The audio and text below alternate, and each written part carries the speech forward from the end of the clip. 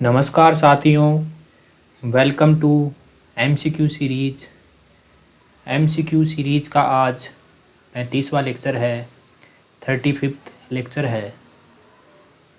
Question number first है, सूफ़ी संतों के दस्तावेज़ों के संदर्भ में निम्नलिखित पर विचार कीजिए। पहला है मलफूजात। तो हमको पता है कि मलफूजात सूफ़ी संतों के संवाद वार्तालाप का संकलन होता है। तो इसमें दे रखा है सूफ़ी संतों के संवाद, जो कि सही है। दूसरा है मकतूबात। तो हमको पता है मकतूबात सूफ़ी संतों द्वारा अपने अनुयायियों एवं सहयोगियों को लिखे गए पत्रों का संकलन होता है। और इसमें दे रखा है सूफ़ी संतों द्वारा लिखे गए पत्र, जो कि सही है। तीसरा है तज़किरा। तो हमको पता है तज़किरा सूफ़ी संतों की जीवनियों का स्मरण होता है। तो इसमें दे रखा है सूफ़ी संतों की जीवनी, ये भी सही है। तो हमको सही सुमेलित करना है, तो इसमें तीनों स्टेटमेंट सही हो जाएंगे। 1, 2, 3 तीनों सही हो जाएंगे। मलफूजात है सूफ़ी संतों के संवाद वार्तालाप का संकलन। मकतूबात है सूफ़ी संतों द्वारा अपने अनुयायियों एवं सहयोगियों को लिखे गए पत्रों का संकलन। और तज़किरा है सूफ़ी संतों की जीवनियों का स्मरण। तो इसमें तीनों सही हो जाएंगे। क्वेश्चन नंबर 2 है, भक्ति संतों और उनके द्वारा स्थापित संगठनों के संदर्भ में निम्नलिखित पर विचार कीजिए। पहला है वल्लभाचार्य। तो वल्लभाचार्य ने पुष्टि मार्ग संप्रदाय का संगठन किया था। पुष्टि मार्ग संप्रदाय के प्रवर्तक थे वल्लभाचार्य। इसमें दे रखा है पुष्टि मार्ग, जो कि सही है। दूसरा है तुकाराम। तो तुकाराम महाराष्ट्र में वरकरी संप्रदाय के प्रवर्तक थे। वरकरी संप्रदाय का संगठन किया था तुकाराम ने, ये भी सही है। वरकरी संप्रदाय दे रखा है। तीसरा है शंकरदेव। तो शंकरदेव ने महापुरुषीय संप्रदाय का संगठन किया था, परिवर्तन किया था। तो इसमें दे रखा है महापुरुषीय संप्रदाय, ये भी सही है। तो इसमें तीनों सही हो जाएंगे। वल्लभाचार्य पुष्टि मार्ग से संबंधित है, तुकाराम वरकरी संप्रदाय से संबंधित है, और शंकरदेव महापुरुषीय संप्रदाय से संबंधित है। तो इसमें सही सुमेलित करना है। तो तीनों सही सुमेलित है, ये इसमें ऑप्शन इसमें सही हो जाएगा। क्वेश्चन नंबर 3 है, किस भक्ति संत को भगवान कृष्ण के अवतार के रूप में जाना जाता है? तो हमको पता है भक्ति संत चैतन्य महाप्रभु को कृष्ण का अवतार कहा जाता है। कृष्ण का अवतार भी कहा जाता है चैतन्य महाप्रभु को। इन्होंने भक्ति में संकीर्तन प्रणाली की शुरुआत की थी तथा औचित्य भेदभाव का दर्शन दिया था। संकीर्तन प्रणाली की शुरुआत की थी और औचित्य भेदभाव दर्शन दिया था। औचित्य भेदभाव का दर्शन दिया था चैतन्य महाप्रभु ने। ठीक है, तो किस भक्ति संत को भगवान कृष्ण के अवतार के रूप में जाना जाता है? तो चैतन्य महाप्रभु को। और इन्होंने भक्ति में संकीर्तन प्रणाली की शुरुआत की थी और इसके साथ साथ ही औचित्य भेदभाव का दर्शन भी दिया था। तो ऑप्शन नंबर बी सही हो जाएगा। क्वेश्चन नंबर 4 है, भक्ति साहित्य अभंग का संबंध निम्नलिखित में से किस संत से था? तो हमको पता है कि भक्ति साहित्य अभंग का संबंध था महाराष्ट्र के संत ज्ञानदेव से। महाराष्ट्र संत ज्ञानदेव से अभंग का संबंध था। भक्ति साहित्य अभंग का संबंध भक्ति साहित्य अभंग का संबंध महाराष्ट्र के संत ज्ञानदेव से संबंधित था। जो ज्ञानदेव है, इन्होंने भगवद गीता पर बृहद भाष्य भी लिखा था, जिसे ज्ञानेश्वरी के नाम से भी जाना जाता है। जो भक्ति साहित्य अभंग है, उसका संबंध महाराष्ट्र के संत ज्ञानदेव से है। और इसके साथ साथ ही जो ज्ञानदेव जी हैं, इन्होंने भगवत गीता पर एक बृहद भाष्य भी लिखा है और इस बृहद भाष्य को ज्ञानेश्वरी के नाम से भी जाना जाता है। तो इसमें ऑप्शन नंबर ए सही हो जाएगा, महाराष्ट्र संत ज्ञानदेव।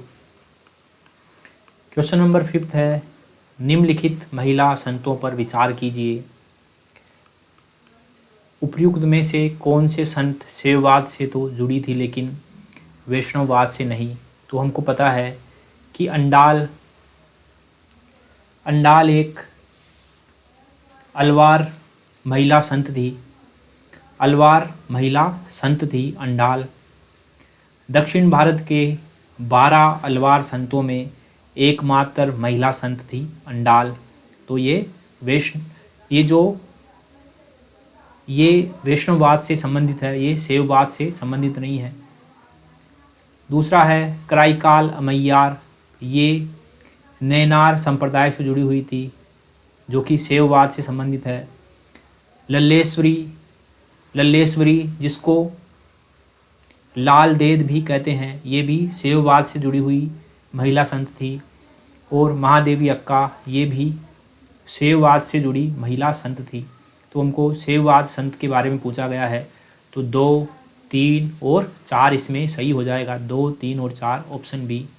अंडाल एक वैष्णववादी संत थी, वैष्णववादी महिला संत थी और इनका संबंध अलवार संप्रदाय से था। कराईकाल अमैयार, लल्लेश्वरी और महादेवी अक्का शैववाद से जुड़ी हुई महिला संत थी। तो हमको शैववाद से जुड़ी महिला संत के बारे में पूछा है, तो इसमें 2, 3 और 4 सही हो जाएगा, ऑप्शन नंबर बी।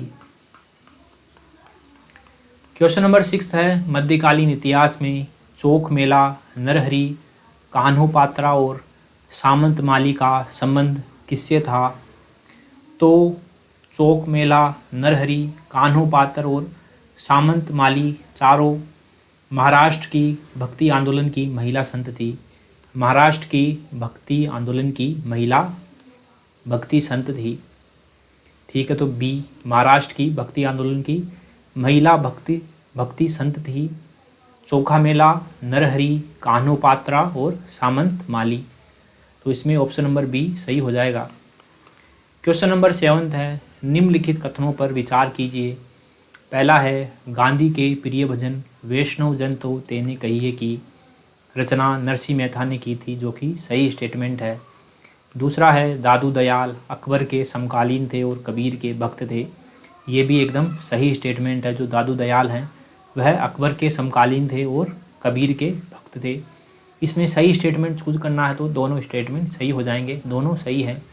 गांधी के प्रिय भजन का नाम वैष्णव जन तो तेने कहिए रे, पीर पराई जाने रे की रचना नरसिंह मेहता ने की थी, एकदम सही है। और दूसरा, दादू दयाल अकबर के समकालीन थे और कबीर के भक्त थे, ये भी सही स्टेटमेंट है। तो दोनों इसमें सही हो जाएंगे। क्वेश्चन नंबर 8 है, निम्नलिखित कथनों पर विचार कीजिए। पहला स्टेटमेंट है, तवरम या तेवरम शैव भक्ति गीतों का संकलन है, एकदम सही है। और अपार, सबंदरन और सुंदरार की कविताओं के संकलन को तेवरम या तवरम कहा जाता है। अपार, सबंदर और सुंदरार की कविताओं के संकलन को तेवरम या तवरम कहा जाता है। अपार,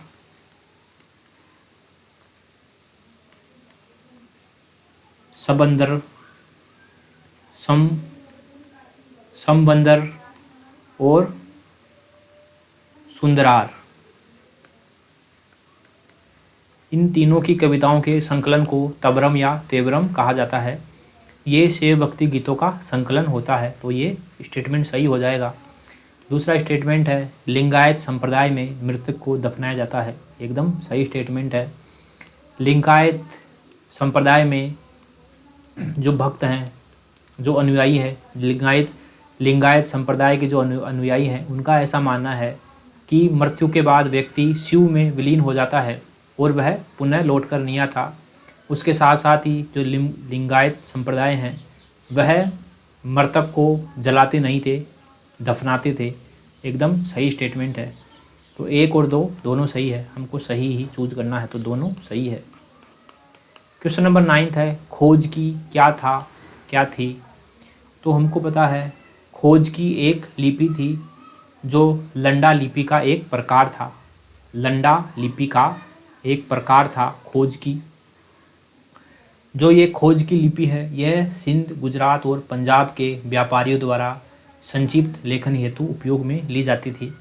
गुजरात, पंजाब और सिंध के व्यापारियों के द्वारा संक्षिप्त लेखन के लिए जो है खोज की लिपि का प्रयोग किया जाता था।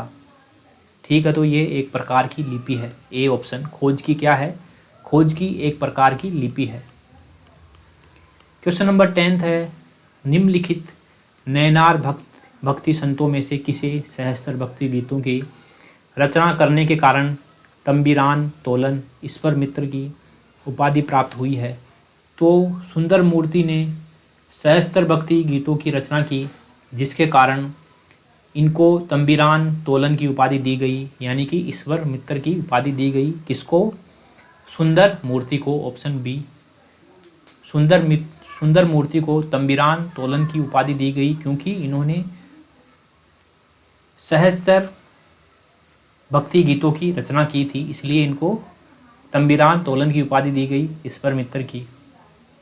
ठीक है साथियों, MCQ सीरीज का लेक्चर नंबर 35 यहीं समाप्त होता है। मिलते हैं अगले लेक्चर में, तब तक के लिए थैंक यू वेरी मच।